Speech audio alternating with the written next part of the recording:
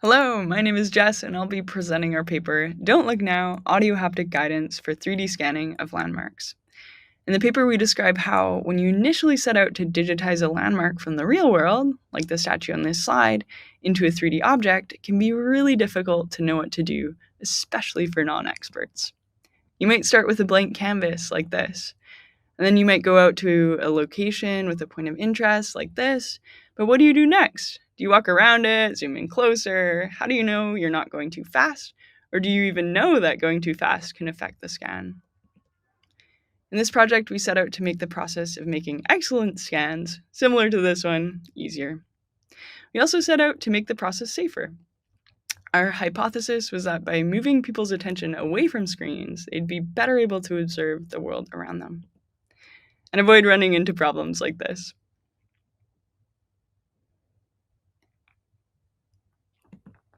We propose doing this using audio and haptic guidance instead of on-screen visuals. In the end, although we didn't find evidence for increased or decreased, for that matter, safety, we did find that audio haptic scanning was more engaging, more usable, and more rewarding than a baseline with on-screen guidance. And it also produced better scans. Before we get into the details of our findings, though, let me tell you a bit more about the scanning task itself. Scanning is used in many different fields to digitize 3D objects, from historical artifacts for archaeologists, to points of interest for augmented reality designers, to keepsakes for anyone who wants to keep a 3D printed double as a memento. We were interested in empowering anyone, even non-experts, to learn to scan, despite this being a challenging task. If you've ever tried 3D scanning on any modern commercial scanning app before, like Niantic Wayfarer or Snap's custom landmarkers creator, you might have asked questions like, how do I get the system to recognize what I want to scan? How far or close should I be? How do I make sure I'm scanning correctly and at the same time make sure I don't bump into things or feel awkward scanning in a crowd? Although these commercial apps have some visual feedback, like the growing mesh shown here, they have very little real-time guidance on how to scan well. Our goal was to provide this guidance and determine whether audio and haptics could provide safer, more engaging, and more effective guidance than having to look down at your phone for visual guidance. To do so, our research went through 3 stages, which I'll describe at a very high level here. First, there was a conceptual design where we had identified core guidance features. Then we ran a pilot study to compare scanning with and without guidance. And finally, we ran a full-scale study to compare audio haptic guidance to visual guidance. To start, Jackson's theory of conceptual design provided us with a foundation to help us teach non-experts the core concepts required to understand the scanning process. For example, the concept we call the object transform is the location, orientation, and scale of the object the user wants to scan. The system needs to know this information in order for it to provide relevant guidance, but it's not an easy concept for users to understand. Initially, we tried teaching users about the object transform by having them place a virtual object on top of the object they wanted to scan. This worked all right for the initial design, but we later realized there were better ways to convey this concept, which I'll talk more about later on. The key point I want to emphasize here is that by starting with a conceptual design of the system, we were able to identify what was confusing to users and find ways to fix them later on. Going back to our initial design, our core guidance features included distance guidance, framing guidance, speed guidance, and completion guidance, which are all necessary to scan well, as described in other scanning literature. After building an initial prototype of our design, we ran a pilot study to compare our audio haptic guidance with a commercial scanning app, Wayfarer. Like I mentioned before, Wayfarer only has the standard visual feedback found in commercial apps today, and essentially no scanning guidance. So the goal of the pilot was actually to compare scanning with and without guidance, as well as to determine whether audio haptic guidance was at all feasible. In the pilot, 6 users scanned the Agatha Christie Memorial in busy central London, both using the Wayfarer app and our initial audio haptic prototype in counterbalanced order. Afterwards, we held semi-structured interviews and analyzed the transcripts thematically. We found that users felt the guidance boosted their scanning confidence. For example, this participant said, "I'm more confident using the Audio Haptic app because it gives you immediate feedback and shows you a 3D model right after the task." They also found the Audio Haptic features rewarding. This participant said, "The audible feedback at the end was super nice. It said, 'You're done.' It felt like I accomplished something." And then another main finding was a list of scanning stressors, which included social evaluative stressors. For example, feeling like you're invading others' privacy. Like how this participant mentioned, for the video app, I saw people duck away a couple of times because they really thought I was videoing them. Physical stressors like bumping into obstacles. For example, I guess I had a slight worry that someone would grab the phone and start running. I've had my phone stolen in this area before. And then cognitive stressors. For example, if participants encountered a bug or drift or were confused by the initialization process of the object transform. This participant mentioned, "The video app was trickier because sometimes I couldn't see the object. But if I could add vibrations or something to the app, that actually might make it less confusing." From the analysis, we found that the majority of the stress-related comments about the Audio Haptic app were regarding the loud app sounds and encountering a bug or drift, which in general was actually great news for us because we could easily address the bugs and minimize the loud app sounds for the final study. However, reducing drift was much more challenging. So I'll talk a bit more about that in detail. Drift is a common issue in augmented reality systems. This can occur when the phone's pose tracking system loses sight of too many static visual features in an environment. For example, because objects or people outdoors occlude the scene. Despite using ARKit for tracking, which includes Apple's state-of-the-art proprietary tracking software, 5 out of 6 users in the pilot study encountered drift, which greatly impacted the accuracy of the guidance being given. We had a hunch, though, that instead of just relying on Apple's ARKit's somewhat fragile coordinate system for tracking, if we also gave the system information about what the object looked like, we might be able to reduce drift. To do so, we used an interactive image segmentation CNN, which allowed users to simply tap on the object to tell it what they wanted to scan. As an aside, this also conveniently solved users' confusion about the initialization of the object transform that I mentioned earlier, since instead of them having to manually surround the object with a bounding box, which is surprisingly more difficult in 3D than in 2D, they could just tap and the system would automatically generate the bounding box for them.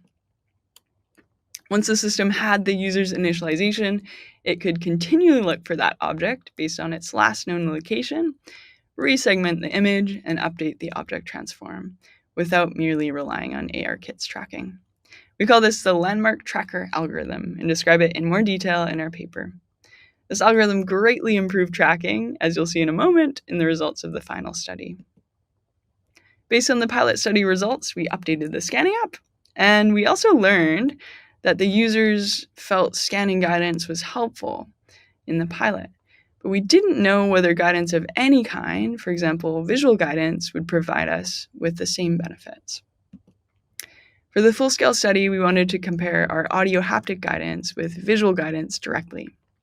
To do so, we created a super baseline on the left, which included similar visual feedback standard in commercial scanning apps, as well as visual guidance for distance, framing, speed, and completion, similar to the audio haptic app.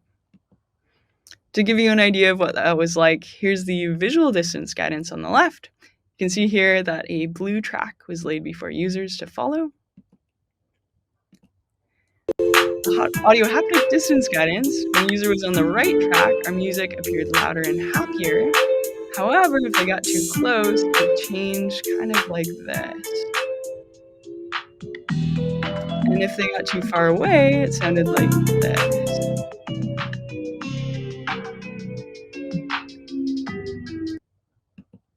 To help the user frame the object and keep it in view, for the visual app, users received text feedback on the screen when their point of view drifted.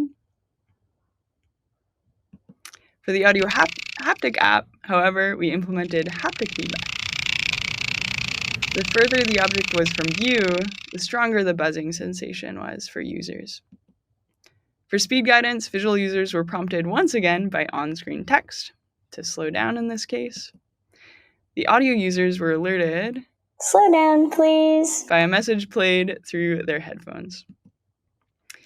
Once the users finished, they received confirmation, either visually, like this, or by audio. "You did it!" Finally, users were shown the reconstruction of their scan.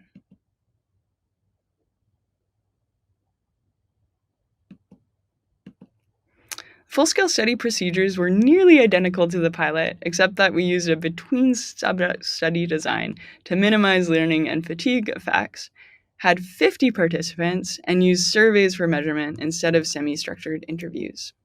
The key measures included safety proxies, including self-reports and heart rate as an indicator of stress, engagement using the UES short form, and the quality of the scan based on F-scores and chamfer distances. We also measured other potential confounding factors like the busyness of the area, participants' state, trait, anxiety characteristics, and other factors, which we describe in our paper. As I mentioned before, we were unfortunately disappointed to find no significant differences in the safety proxy measurements between the visual and the audio haptic conditions, both in terms of participant stress levels, as you can see by the median incremental heart rate on this chart, and the number of times they bumped into things, which was approximately the same for both conditions. That being said, we did find significant differences in users' engagement in the scanning experience, which was great. As you can see, audio haptic participants in blue rated their experiences more engaging on the UES scale than the visual participants did. They also found the audio haptic app more usable on the UES scale and rewarding. Again, you can see that the blue results on the left are significantly higher than on the right. We also found, to our surprise actually, that the scans produced by the users with the audio haptic app were significantly better than those using the visual app. We speculate that this might have been because the audio haptic users found the app more engaging, which likely led to them spending more time using it than the visual app, which you can see here on this graph, which likely led to better scans. It's a bit tough to see, but the line in the middle of the blue box, which is a median audio haptic scan length, is higher than the visual scan length on the right, and this result was significant. Finally, we found that our landmark tracker algorithm had a huge impact on drift, with only 18% of participants encountering drift with our final app version, compared to 83% in the pilot version. While we celebrate the successful validation of most of our hypotheses, the lack of impact on stress is noteworthy. We invite future work to investigate this further. We also note that although we were impressed by the scans with the audio haptic app and how they were better than those with the visual app, despite the novelty of the interface and the learning curve, this novelty also may have affected how engaged users were. In a longer-term study, after repeated use of the audio haptic app, these results might change. Nonetheless, we recommend adding computer vision assisted guidance for all scanning apps, and at least in the short term, we recommend an audio haptic interface, since the findings from our single scan study indicate the audio haptic interface was more effective. All in all, we gained 3 main insights through this research. The first is guided scanning is better than unguided, which we saw in the pilot study. Second is that integrating additional computer vision models into a scanning system can greatly improve the user experience, which we saw in both the initialization process for the object transform and the reduction in drift with our landmark tracker algorithm. And the third was that, at least for single scans, like in our study, audio haptic scanning guidance is more effective than visual guidance. This includes the significant improvements we saw in user experience and in scan quality with the audio haptic app. Other results, more information about the Lightship ARDK source code and algorithms we developed, and further discussion can be found in our paper and supplementary materials, which can be found at our website in the bottom right-hand corner of this slide. You'll also be able to find future work related to scanning and AR development there too. All in all, we hope that this work inspires others to investigate audio and haptics as guidance strategies, both within the scanning context and outside of it. We're looking forward to seeing you at the conference. Thank you.